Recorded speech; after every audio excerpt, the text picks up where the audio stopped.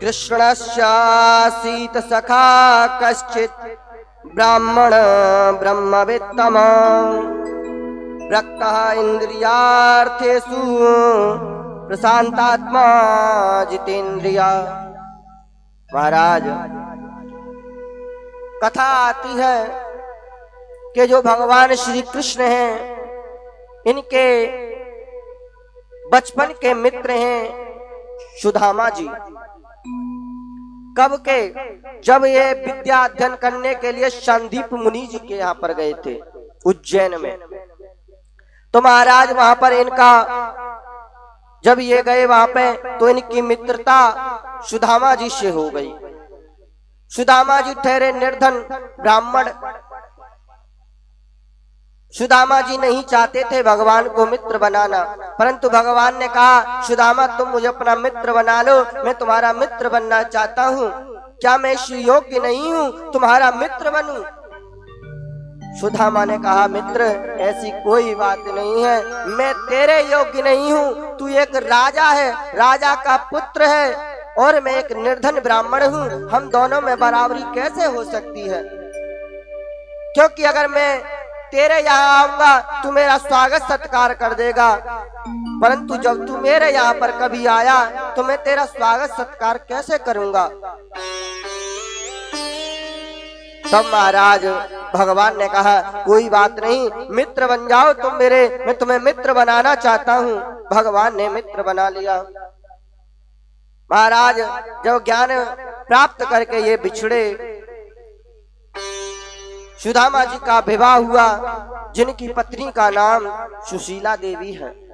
महाराज सुशीला देवी घर गृहस्थ में परिपूर्ण, सुदामा जी निर्धन हैं, 7 पुत्रों के पिता हैं, खाने को भोजन नहीं है घर में। अब तो खाने के लिए भोजन नहीं है। सुदामा जी जितना मांग के लाते वह कम पड़ जाता। कोई इतना देने वाला नहीं था कि उनका पूरा परिवार पेट भर के खा ले, क्योंकि उनका नियम था 7 घरों में मांगते थे। वो 7 घर से 8वें घर में नहीं जाते थे। जब इस प्रकार हालत को देखा तो महाराज वैकुंठ लोक से मैया देख रही थी। लक्ष्मी मैया ने कहा प्रभु आपका मित्र है, देखो किस प्रकार भिक्षा मांग के लाता है, ऐसा है आप इसे सब कुछ प्रदान क्यों नहीं कर देते हो? भगवान बोले देवी अभी इसका समय नहीं आया है, जब समय आ जाएगा ना इसको स्वतः ही मिल जाएगा सब कुछ। देवी लक्ष्मी मैया बोली प्रभु तुम तो नहीं दोगे, मैं इसे अवश्य दूंगी। महाराज एक घर में बड़ा पकवान बन रहा था। सुदामा जी से वह स्त्री बोली, माता लक्ष्मी की प्रेरणा से वह बोली कि सुदामा जी ऐसा है आज मेरे यहाँ पे पकवान बना है, खीर बनी है, तुम ऐसा है पकवान ले जाओ, खीर ले जाओ, अपने बालकों को खिला देना। सुदामा जी ने कहा मेरे 7 घर हो गए हैं, मैं अब नहीं लूंगा। वह बोली देखो सुदामा जी तुम्हारे बालक छोटे छोटे हैं, इससे उनकी भूख शांत हो जाएगी, ले जाओ। तुम वैसे भी मांगते हो कम पड़ जाता होगा, ऐसा है आज ले जाओ। सुदामा जी बोली नहीं देवी मेरे 7 घर हो चुके हैं, मैं नहीं लूंगा। परंतु वह जिद करने लगी ले जाओ सुदामा जी। महाराज सुदामा जी ने ले लिया। सुदामा जी लेके जा रहे थे, इतने में उस नगर का राजा वहां से जा रहा था, उसकी सेना पलायन कर रही थी। महाराज घोड़े उसी रास्ते से जाने लगे। सुदामा जी का वह पकवान खीर सब गिर गई, उसे कुत्ता खा गया। तो कहते हैं जो भाग्य में होता है उसी को वही मिलता है। कण कण में लिखा होता है खाने वाले का नाम, दाने दाने पर लिखा होता है खाने वाले का नाम। तो महाराज उनके मित्र थे, वो एक राजा के यहाँ पर कवित्व करते थे, कविता सुनाते थे, प्रसन्न करते थे राजा को। राजा शर्पियां देता था, प्रसन्न हो जाता था। एक दिन सुदामा जी को ले गए। मित्र ने कहा ऐसा है सुदामा ऐसा करना, तुम चल तो रहे हो परंतु तुम राजा का ही गुणगान करना। सुदामा जी बोले देखो मित्र मैं राजा का गुणगान नहीं कर सकता, मैं तो भगवान का भक्त हूँ, भगवान का गुणगान करूंगा। अगर तुम्हें ले चलना है तो ले चलो, नहीं तो कोई बात नहीं है। और तो महाराज ले गए। राजा सिंहासन पर लेट पड़ा हुआ है, मदरा का पान कर रहा है, सेवकाएं चारों ओर उसकी सेवा कर रही हैं। कवित्व की बारी आई, सुदामा जी की भगवान का वर्णन करने लगे। महाराज राजा ने भगा दिया। अब तो वह मित्र बोला सुशीला जी से कि देवी, ये सुदामा है ना, ये बड़ा ही ढीठ है। मैंने इससे कहा था राजा का गुणगान करना, राजा का गुणगान नहीं किया, राजा रुष्ट हो गया। तुम्हें पता है एक बात? सुशीला जी बोली क्या बात है? उसने कहा देख भाभी जी, तुम्हारा जो पति है ना सुदामा, इसके बचपन का मित्र एक राजा है, और कोई साधारण राजा नहीं है। वह द्वारका का राजा है। कौन? भगवान श्री कृष्ण स्वयं इसके बचपन के मित्र हैं। अगर वहां पे चला जाएगा तो उसकी सारी दरिद्रता नष्ट हो जाएगी। उसने कहा अच्छा, मुझे पता नहीं था, चलो तुमने बता दिया, ठीक है, मैं आएंगे तो कहूंगी उनसे। अब तो महाराज सुदामा जी ठहरे आत्मज्ञानी। सुदामा जी आए। सुशीला ने कहा महाराज स्वामी, एक बात है, आपकी इच्छा हो तो मैं कहूं। सुदामा जी बोले बोलो देवी, क्या बात है, क्या कहना चाहती हो? सुशीला ने कहा स्वामी देखो, हमारे बालक छोटे छोटे बालक हैं, खाने को कुछ है नहीं, बर्तन भाड़े भी हैं वो भी फूटे हुए हैं, बालक भूख के मारे पतले हो रहे हैं, खाने को अनाज नहीं है, यहाँ तक कि मेरे बालकों के वस्त्र भी फटे हुए हैं, जहां तहां मैंने सिल रखे हैं उनको। देखो तुम्हारी धोती भी फटी हुई है, और हमारे घर में कुछ नहीं है। ऐसा है, मैंने एक बात सुनी है, तुम अपने मित्र के पास चले जाओ। सुदामा जी बोले अरे इसको कहां से पता चल गया मित्र? देवी मेरा कौन मित्र है बताओ तो सही, कौन मित्र है मेरा? सुशीला ने कहा महाराज तुम्हें पता नहीं है तुम्हारा मित्र कौन है? तुम्हारा मित्र जो द्वारका का राजा है श्री कृष्ण। सुदामा जी बोले देवी मैं उसके पास नहीं जा सकता, क्योंकि मैं जाऊंगा पास उसके, उसको लगेगा मेरा मित्र निर्धन है, मुझसे मांगने आया है, सहायता तो वो मेरी कर देगा, परंतु जब दुनिया वाले देखेंगे तो दुनिया वाले क्या कहेंगे कि जो भगवान का भक्त था सुदामा, वह अपने मित्र के यहाँ पर मांगने के लिए गया। उसे भगवान पे भरोसा नहीं था, उसे अपने गोविंद पे भरोसा नहीं था, इसलिए स्वयं चल के गया मांगने के लिए। महाराज सुदामा जी बोले देवी मैं नहीं जाऊंगा। सुशीला बोली स्वामी ऐसा है, मांगने ना जाओ, कम से कम मिलने चले जाओ, मिलने तो जा सकते हो। सुदामा जी बोले नहीं देवी मिलने भी नहीं जाना, मैं तो यहीं पर भगवान का भजन करूंगा, यहीं पर रहूंगा। उसने कहा देवी, उसने कहा सुशीला बोली स्वामी ऐसा है चले जाओ, बचपन के मित्र हैं आपके, जाने में क्या हर्ज है, मिलना ही तो है, मांगना मत कुछ। क्योंकि सुशीला को पता था जब इनकी हालत देखेंगे स्वयं दे देंगे। महाराज सुदामा जी से अनेकों बार कहा, सुदामा जी ने कहा ठीक है देवी चला तो जाऊंगा, परंतु मेरे पास कुछ है नहीं, क्योंकि मित्र के यहाँ पर खाली हाथ नहीं जाना चाहिए, गुरु के यहाँ पर खाली हाथ नहीं जाना चाहिए, तो मेरे यहाँ पे तो कुछ है नहीं, क्या लेके जाऊं? सुशीला बोली स्वामी ऐसा है तुम जाने की तैयारी करो और ले जाने की तैयारी मैं कर दूंगी। सुदामा जी बोले ठीक है, प्रातः काल होते ही निकलेंगे। महाराज प्रातः काल हुआ, सुदामा जी संध्या बंधन से निवृत्त हो गए। देवी से कहा, देवी मैं तो तैयार हो गया, बताओ क्या लेके जाना है। सुशीला बोली, रुको स्वामी मैं अभी जाती हूँ। दौड़ी दौड़ी गई पड़ोसिनों के पास में, पड़ोसिन से कहा, हे सखी, हे बहन, मेरे स्वामी अपने मित्र से मिलने के लिए जा रहे हैं, ऐसी कुछ भेंट दे दो जिससे मेरे स्वामी लेके जाएं और प्रसन्न हो जाएं उनके मित्र। उसने कहा, देवी अभी तो हमारे यहाँ पे कुछ बना नहीं है, अभी तो मैं चावल फटक रही हूँ, ऐसा है ये चावल ही ले जाओ।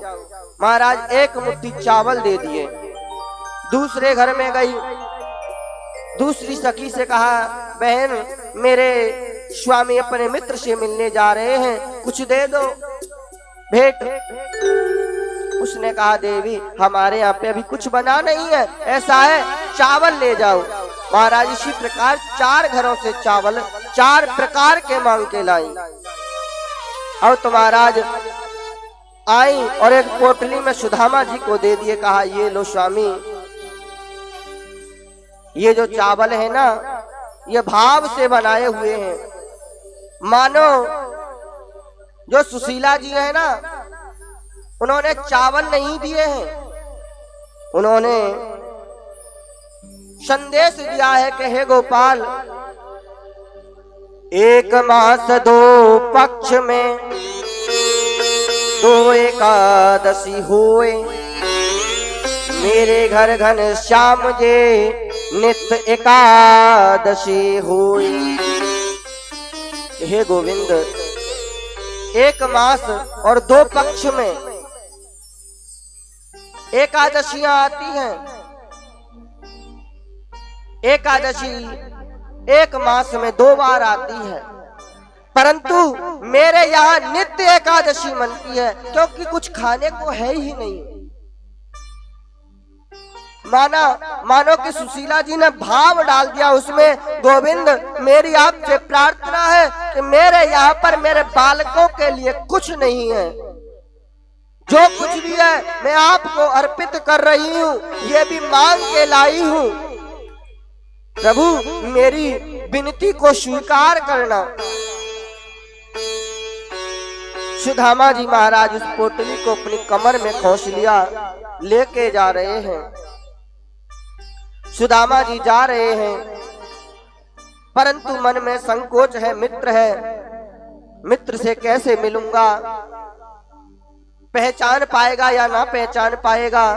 काफी दिवस बीत गए। जब छोटे छोटे थे शांदीप मुनि के आश्रम में रहते थे, अब तो ना जाने कितना बड़ा हो गया होगा, राजा बन गया होगा, रानियों के साथ में रहता होगा, राजाओं के समान रहना सहना हो गया होगा।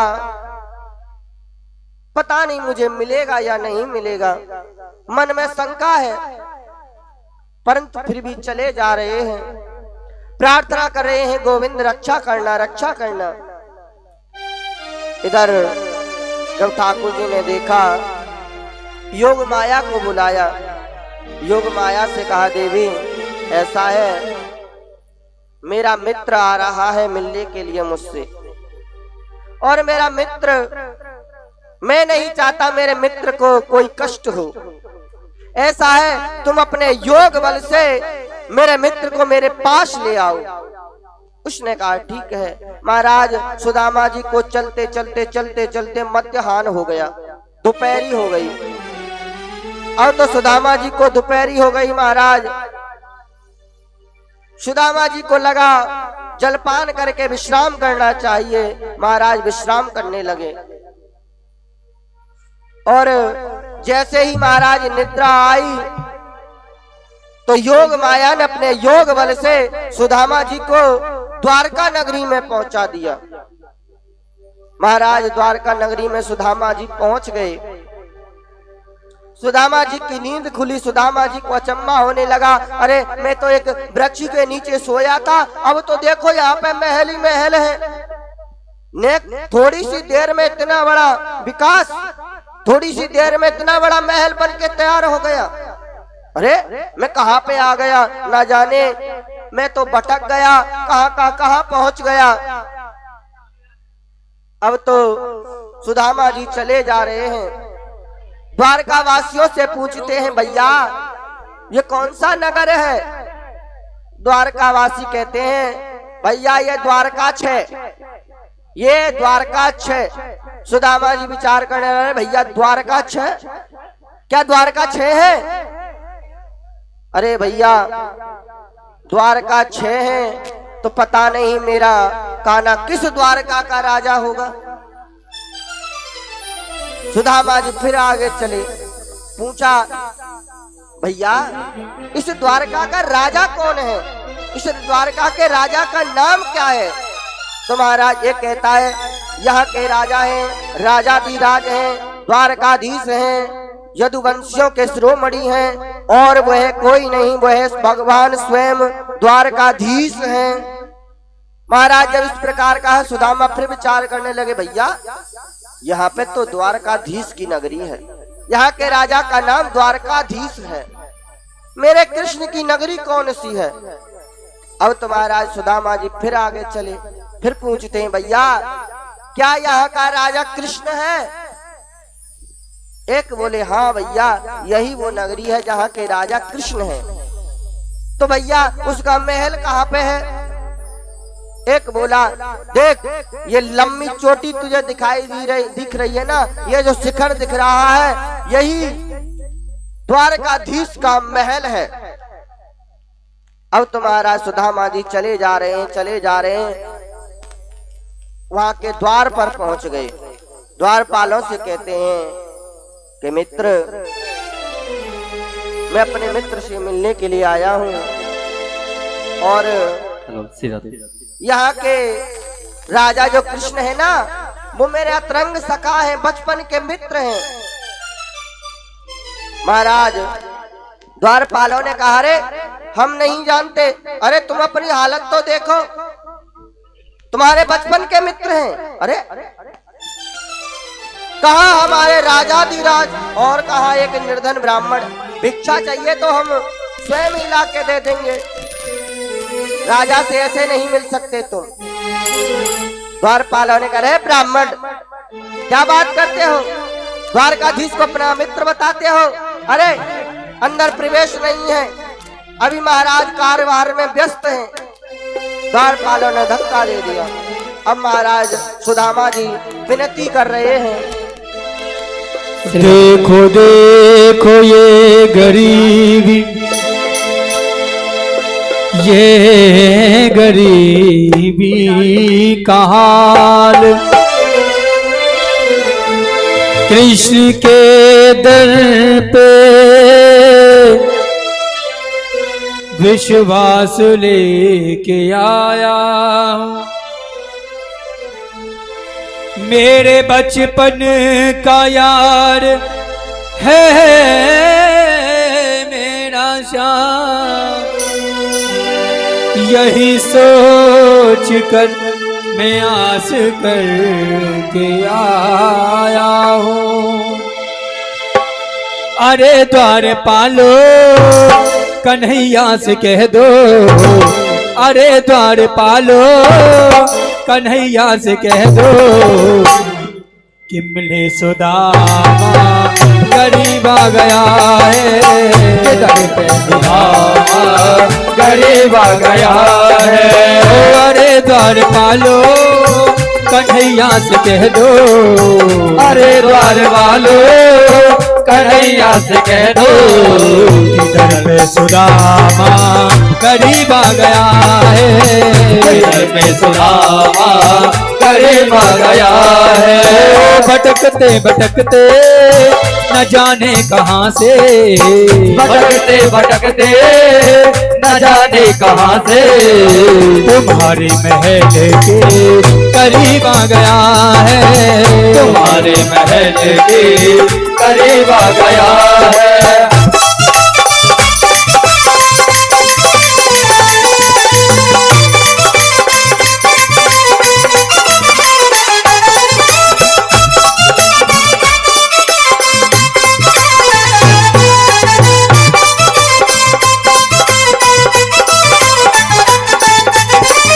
न सर पे है पगड़ी न तन पे है जामा, बता दो कन्हैया को नाम है सुदामा।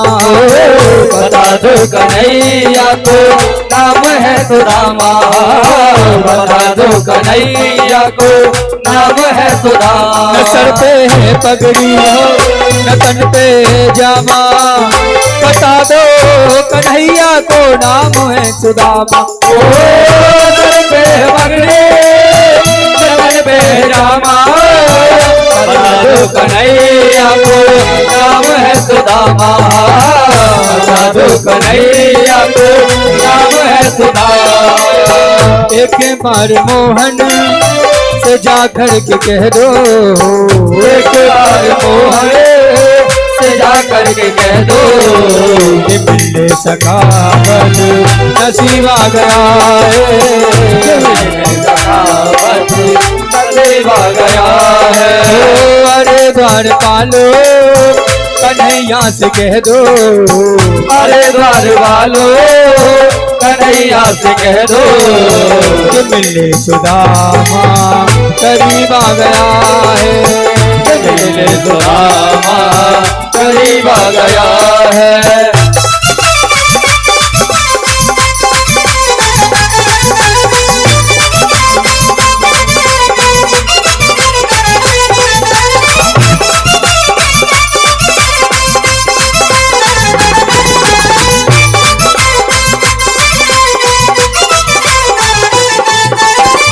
सुनते ही दौड़े चले आए मोहन, सुनते ही दौड़े चले आए मोहन, लगाया गले से सुदामा को मोहन, लगाया गले से सुदामा को मोहन। सुनते ही दौड़े चले आए मोहन, लगाया गले से सुदामा को मोहन। सुनते ही दौड़े चले आए मोहन, लगाया गले से सुदामा को मोहन, लगाया गले से सुदामा को मोहन। हुआ रुक्मणी को बहुत ही अचंभा, हुआ रुक्मणी को बहुत ही अचंभा, ये मेहमान कैसा अजीब आ गया है, ये मेहमान कैसा अजीब आ गया है, मेहमान कैसा अजीब आ गया है, ये मेहमान कैसा अजीब आ गया है।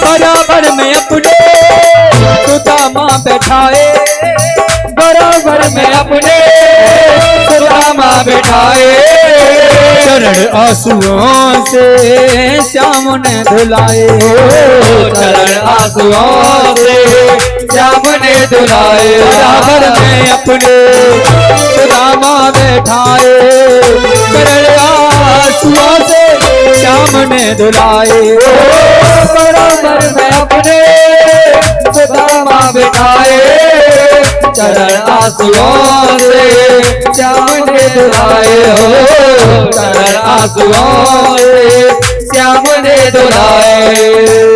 न घबराओ प्यारे जरा तुम सुदामा, न घबराओ प्यारे जरा तुम सुदामा, खुशी का समा ये करीब आ गया है, खुशी का समा ये करीब आ गया है, खुशी का समा ये करीब आ गया है, खुशी का समा ये करीब आ गया है, खुशी का समा ये करीब आ गया है। बोले द्वारकाधीश भगवान की जय हो। तो महाराज सुदामा जी विनती करते हैं, हे द्वारपालो, मेरे बचपन का मित्र कृष्ण है, मुझे उससे मिलने दो। द्वारपाल आनाकानी करने लगे, अरे तुम निर्धन ब्राह्मण हो, कैसे हमारे द्वारकाधीश के मित्र हो सकते हो, हम नहीं मान सकते। इतने में अक्रूर जी आ रहे थे। अक्रूर जी ने देखा कि एक ब्राह्मण है महाराज, विनती कर रहा है, मित्र से मिलना है। अक्रूर जी ने कहा, ऐसा है, द्वारकाधीश को खबर पहुंचा दो, अगर वो बुलाते हैं तो अंदर ले जाना। इस प्रकार कह के वहां से चले गए। इधर महाराज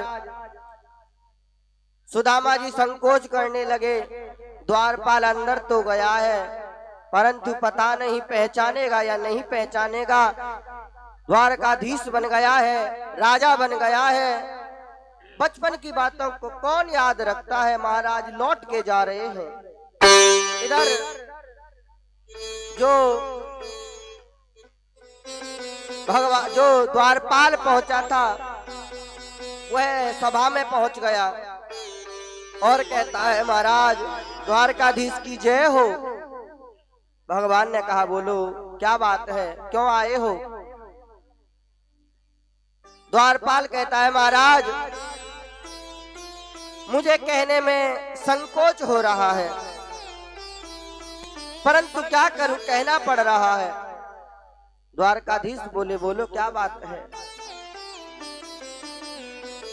द्वारपाल बोला, महाराज एक निर्धन ब्राह्मण आया है और आपसे मिलने की इच्छा रख रहा है।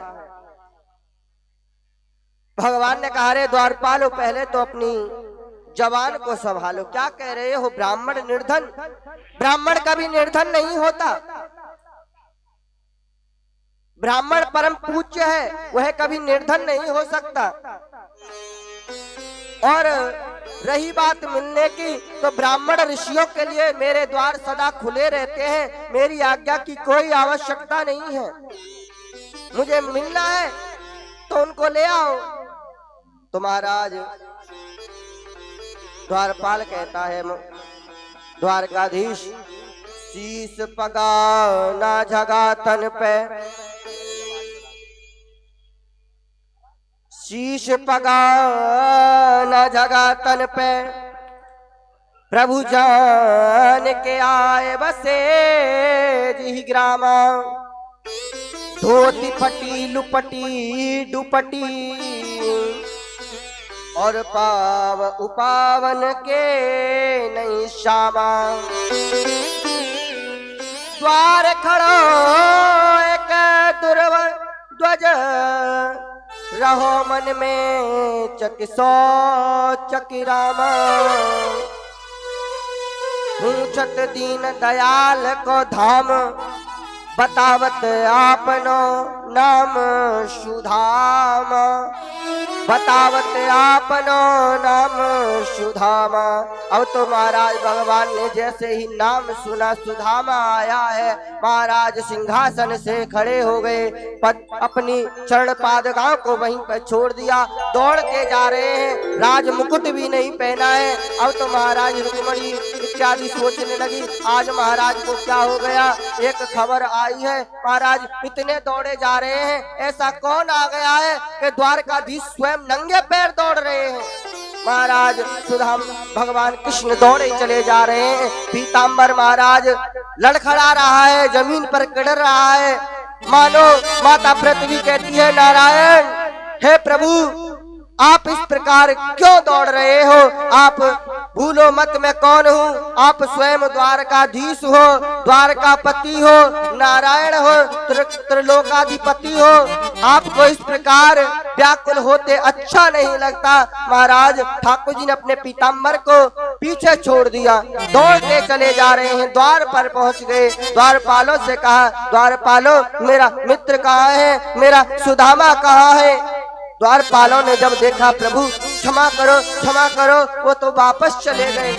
इस प्रकार देखा, द्वारपालों को भी अचंभा हुआ, आज ऐसा कौन आ गया। तो स्वयं द्वारकापति महाराज नंगे पैर चले आए हैं। अब तो महाराज भगवान दौड़े जा रहे हैं, अश्रु प्रवाह हो रहे हैं। मित्र बड़े वर्षों में आया भी तो बिना मिले जा रहा है। अब तो महाराज दौड़े जा रहे हैं, एक चौक पर पहुंच गए। क्या देखते हैं, सुदामा जी अश्रु प्रवाह कर रहे हैं, विचार कर रहे हैं, ना मेरे से कृष्ण तो मिला नहीं है, मैं अपनी पत्नी सुशीला से क्या कहूंगा, अपने बच्चों से क्या कहूंगा।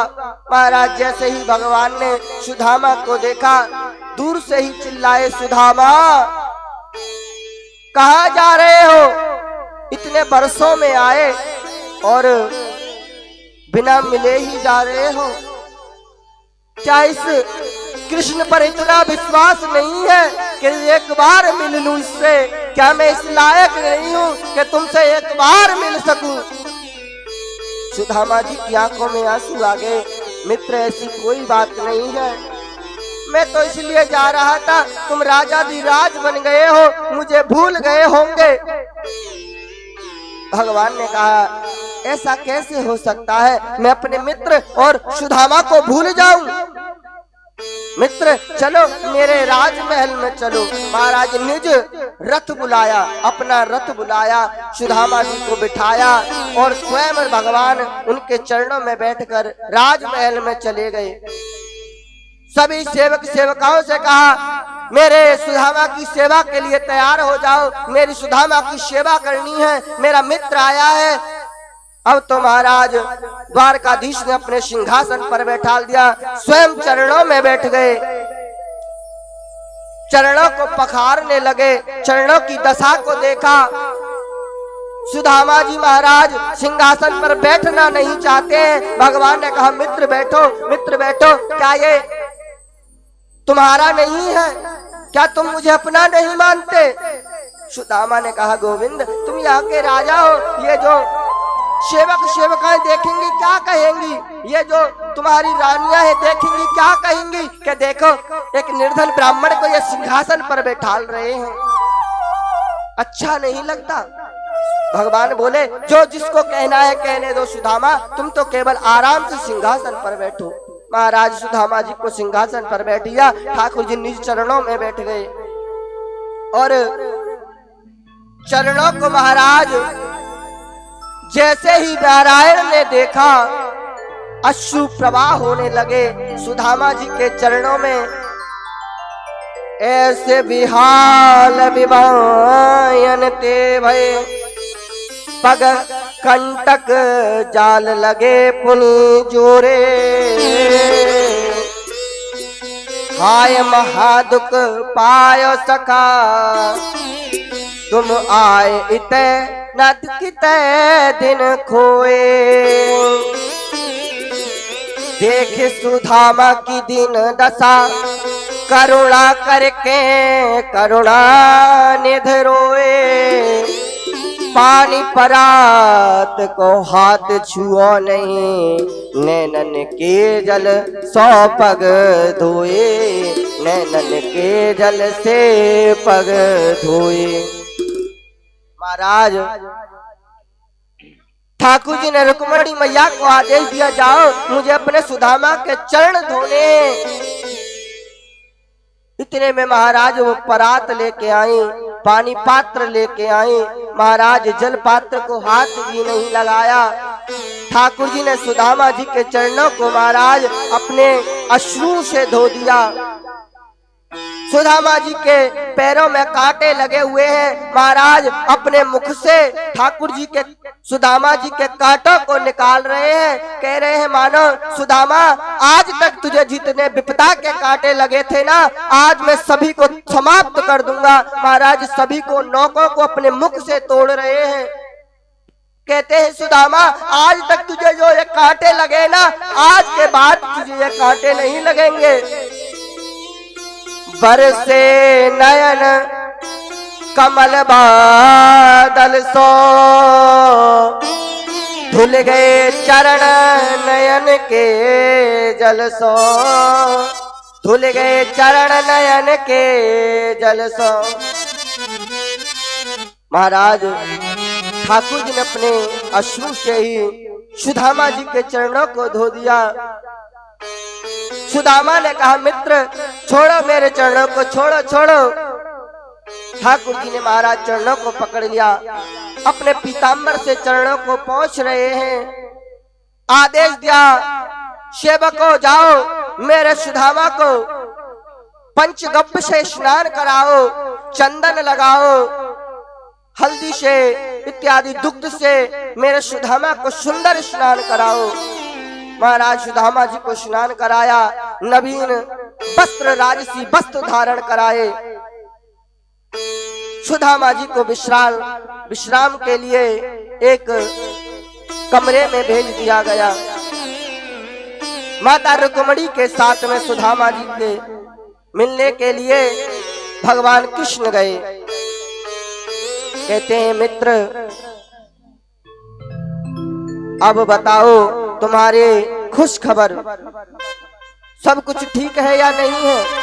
सुदामा जी बोले हाँ भैया ठीक है सब कुछ। ब्याह हो गया कि नहीं? सुदामा जी बोले हो गया।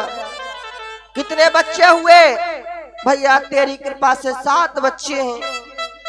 भगवान ने कहा ठीक है, तो भाभी ने कुछ मेरे लिए भेजा होगा?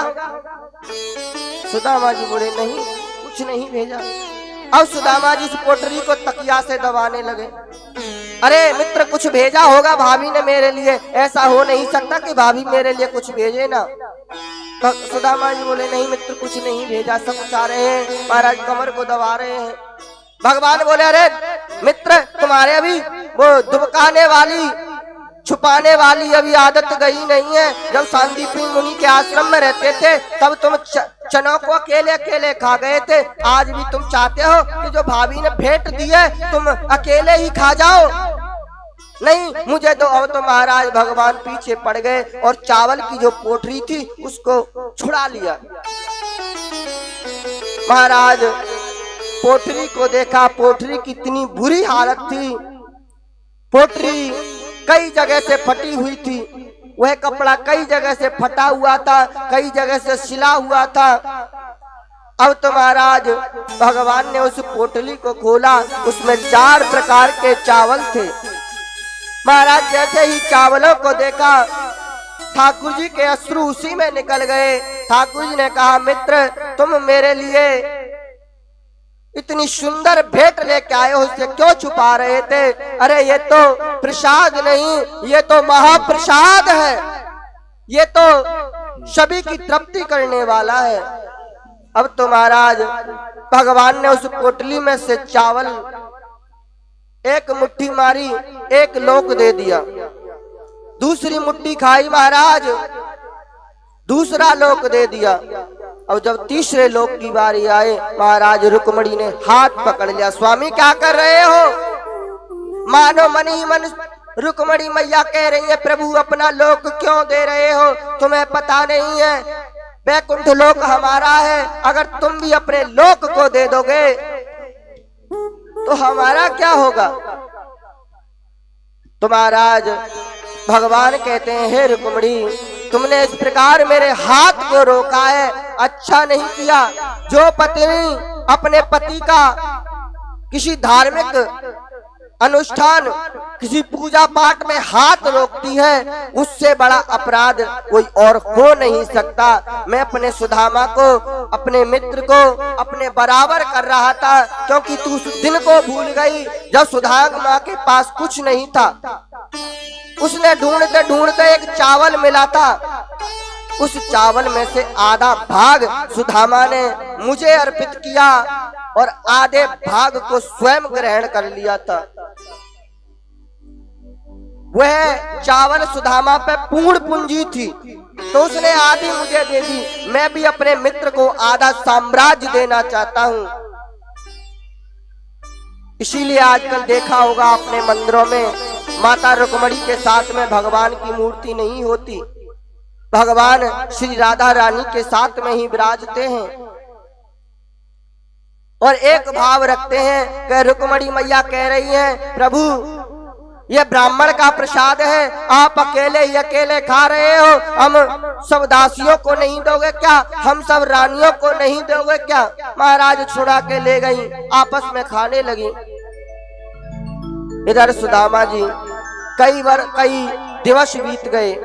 सुदामा जी बोले मित्र कई दिवस बीत गए हैं, ऐसा है अब चलना चाहिए, बच्चे अकेले हैं, घर में घरवाली अकेली है, चलना चाहिए। भगवान बोले ठीक है मित्र, जा तो रहे हो, जाते जाते मेरी पत्नियों को आशीर्वाद दे दो, ब्राह्मण का आशीर्वाद। महाराज सुदामा जी बोले अच्छा कितनी पत्नियां हैं, बुलाओ सबको, एक ही साथ आशीर्वाद दूंगा। महाराज सुदामा जी के पास में 8 पटरानियां आई, सभी को कह दिया सौभाग्यवती भव, पुत्रवती भव, दीर्घायु भव। महाराज सभी को आशीर्वाद दिया। सुदामा जी बोले ठीक है हो गया। भगवान बोले अभी तो कुछ नहीं हुआ, अभी तो बहुत पड़ी हुई है, लाने लगी हुई है आशीर्वाद लेने के लिए। सुदामा जी बोले ठीक है 10-20 और होंगी भैया, ले आओ उसको भी। अब तो महाराज 25 आई, 25 को आशीर्वाद दे दिया, पुत्रवती भव, दीर्घायु भव। सुदामा जी बोले हो गया। भगवान बोले अभी क्या हुआ है, अभी तो बहुत लाइन लगी है, ये सारी पत्नियां ही हैं मेरी जितनी दिखाई दे रही हैं। अब तो महाराज सुदामा जी विचार करने लगे भैया तेरे कितने विवाह हुए हैं। भगवान बोले भैया विवाहों की तो पूछो मत, कम विवाह हुए हैं मेरे, बहुत कम विवाह हुए हैं, 16,108 विवाह हुए हैं मेरे, ये तो बहुत कम है। भगवान सुदामा जी बोले भैया हम पे एक नहीं संभालती, तू 16,108 को कैसे संभालता होगा। भैया बता इतने विवाह कर लिए तूने, 16,108, मेरे पास तो आशीर्वाद बचे ही नहीं, सारे आशीर्वाद खत्म हो गया। ऐसा है भैया तो अपनी 16,108 को एक साथ बुला, मैं सभी को एक साथ आशीर्वाद दे दूंगा। महाराज सभी को बुलाया, सभी को आशीर्वाद दे दिया, पुत्रवती भव, सौभाग्यवती भव, दीर्घायु भव। सुदामा जी बोले ठीक है भैया हम चलते हैं। भगवान बोले मित्र जा तो रहे हो, ये जो वस्त्र पहने हैं इनको उतारो, क्योंकि मार्ग में तुम जाओगे राजसी वस्त्र है, तुम्हें कोई पकड़ लेगा, डाका डाल लेगा तुम्हारा। सुदामा जी बोले हमारे पास है ही क्या, कुछ नहीं है हमारे पास, और जिस इच्छा से आए थे उस इच्छा को पूरी नहीं किया। मन ही मन विचार कर रहे थे, मैं सुशीला ने भेजा था कुछ ना कुछ भेंट मिलेगी, इसने तो कुछ दिया नहीं, ये तो बड़ा कंजूस निकला। अब तो महाराज और ये कपड़े भी दिए हैं, इनको भी उतरवा रहा है। महाराज सुदामा जी ने उतार दिए, पुराने कपड़े पहन लिए। अब पुराने कपड़ों को पहन के जा रहे हैं, मन ही विचार करने लगे अरे महाराज मैं तो कहीं का ना हरा, ना घर का ना घाट का। सुशीला ने बड़े प्रेम से भेजा था, जाओ अपने मित्र से मिल आओ, कुछ ना कुछ मिल जाएगा, उसने तो कुछ दिया ही नहीं। फिर विचार करने लगे ऐसा इसलिए नहीं दिया होगा कि अगर सब कुछ हो जाएगा तो उसी में फंस जाएंगे, फिर भगवान का भजन नहीं होगा। सुदामा जी विचार करते जा रहे हैं, मेरे महाराज चले जा रहे हैं, चले जा रहे हैं, पहुंच गए अपनी नगरी। महाराज एक मंदिर पर आकर रुक गए। इधर ठाकुर जी विश्वकर्मा जी को बुलाते हैं। विश्वकर्मा जी से कहते हैं कि हे विश्वकर्मा जी, जिस प्रकार आपने मेरी यह सुंदर नगरी का निर्माण किया है, आप उसी प्रकार एक सुदामा नगरी का, सुदामापुरी का भव्य निर्माण करो। महाराज विश्वकर्मा जी गए। विश्वकर्मा जी सुशीला जी के पास पहुंचे, सुशीला जी से कहा हे देवी मैं तुम्हारा भव्य महल बनाने आया हूँ, नारायण ने श्री कृष्ण ने मुझे आज्ञा दी है कि सुदामा जी का भव्य महल होना चाहिए, मैं महल बनाने आया हूँ। सुशीला बोली हे देव, हे विश्वकर्मा जी देखिए मुझे यह अच्छा नहीं लगेगा कि आप केवल सुदामा का ही महल बनाओ, क्योंकि जब मेरे स्वामी गए थे तो इन पड़ोसियों ने ही मुझे स्वामी को भेंट लेकर भेजा था, इन पड़ोसियों ने भी भेंट दी थी। तो मैं नहीं चाहती कि मेरा ही महल बने, मैं चाहती हूँ मेरे महल से पहले इन पड़ोसियों का महल बने। महाराज विश्वकर्मा जी ने जब इस प्रकार सुना, मन ही मन भगवान से आज्ञा मांगी। प्रभु, सुशीला जी कह रही हैं कि सुधामापुरी को समस्त को भव्य नगरों से सुशोभित कर दो। भगवान ने कहा ठीक है, जैसी इच्छा। क्योंकि भगवान के भक्त होते हैं ना, वो अकेला कल्याण नहीं चाहते, वो चाहते हैं सबका कल्याण हो जाए। क्योंकि वृक्ष कबऊ न फल बखे और नदी न संचय नीर, परमार्थ के कारणे साधु न धरा शरीर। आजकल जो महात्मा बनते हैं ना, वो परमार्थ के कारण ही बनते हैं, जगत कल्याण के लिए बनते हैं। तो महाराज जो सुदामा जी की नगरी थी, समस्त नगरी को महाराज सुंदर महल में परिवर्तित कर दिया। अब लक्ष्मी मैया की बारी आई। लक्ष्मी मैया ने महाराज अपने दिव्य आशीर्वाद से सुदामा जी के महल में अपने चरण चिन्ह छोड़ दिए और जो सुशीला थी उसे सुंदर रूपवान बना दिया। अब सुदामा जी पहुंचे, विचार करने लगे, भैया जब मैं यहां से गया था तो एक टूटी सी झोपड़ी छोड़ के गया था अपनी, आज इतना भव्य महल कैसे बन गया? मैं कौन सी नगरी में आ गया? वहां से पूछा, भैया ये कौन सी नगरी है? सभी बोले ये सुदामापुरी है। भैया ऐसा कौन राजा आ गया सुदामा नाम का, जो मेरी ही कुटिया के ऊपर महल बना लिया इसने? इतने में महाराज सुशीला अटारी पर चढ़ी हुई थी। अटारी पर कहती है, ओ स्वामी आ जाओ आ जाओ आ जाओ। महाराज सुदामा जी ऊपर देखते हैं, अरे ये देवी कौन है, मुझे आवाज लगा रही है। महाराज सुशीला आई, चरणों में पड़ गई। सुदामा जी दूर हट गए, अरे देवी दूर हटो दूर हटो, कौन हो तुम? सुशीला ने कहा, महाराज नहीं पहचाना? सुदामा जी बोले, देवी तुम कौन हो? मैं नहीं जानता, मेरी तो निर्धन पत्नी थी, बच्चे थे, तुम तो बड़ी रूपवान लग रही हो, मेरी पत्नी इतनी सुंदर नहीं थी। सुशीला बोली, प्रभु ये जो सब लीला है ना, ये सब नारायण की लीला है और भगवान की ही कृपा से हमें आज इस महल की प्राप्ति हुई है। महाराज इस प्रकार जब सुदामा जी ने सुना, सुदामा जी भगवान का धन्यवाद करते हैं, प्रार्थना करते हैं गोविंद से।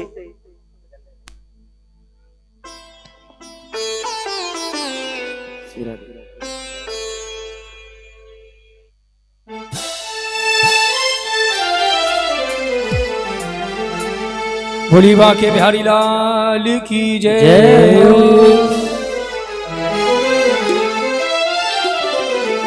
जय जय श्री राधे श्याम। श्याम है मेरी आत्मा, श्याम है दिल के चैन, श्याम नहीं जिनमें बसे सुने बोले। तू मेरा यार है, मेरा दिलदार है, ओ काली कमली वाला मेरा यार है, काली कमली वाला मेरा यार है। मेरे मन का मोहन तू दिलदार है, ओ काले कमली वाला मेरा यार है, मेरे मन का मोहन तू दिलदार है। काली कमली वाला मेरा यार है, काली कमली वाला मेरा यार है, मेरे मन का मोहन तू दिलदार है, ओ काले कमली वाला मेरा यार है, मेरे मन का मोहन तू दिलदार है।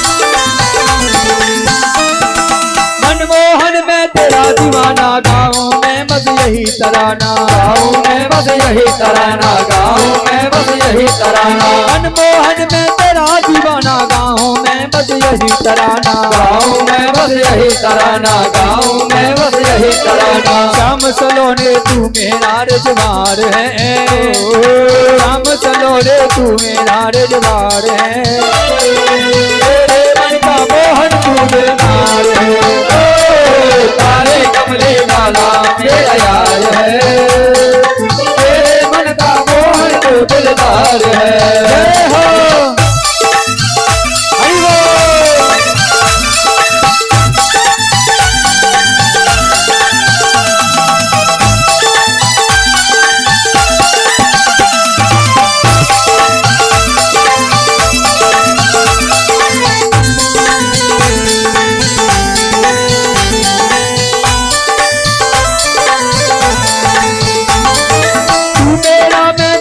प्यारे ये जीवन अब तेरे सहारे, ये जीवन अब तेरे सहारे, ये जीवन अब तेरे सहारे, तू मेरा मैं तेरा प्यारे ये जीवन अब तेरे सहारे, ये जीवन अब तेरे सहारे, ये जीवन अब तेरे सहारे। हाथ तेरे इस जीवन की पतवार है, हाथ तेरे इस जीवन की पतवार है, मेरे मन का मोड़ तू दिलदार है, काले कमली वाला मेरा यार है, तेरे मन का मोहन तू दिलदार है।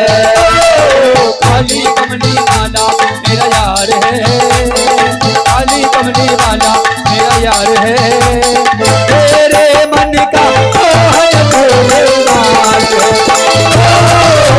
काले कमली वाला मेरा यार है, तेरे मन का मोहन तू दिलदार है, मन का मोहन तू दिलदार है, तेरे मन का मोहन तू दिलदार है, मन का मोहन तू दिलदार है।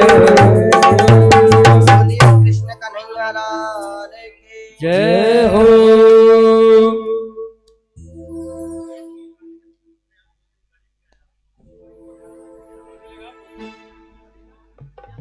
इस प्रकार सुदामा जी ने भगवान की भक्ति कर कर अंत में भगवत धाम को प्राप्त किया।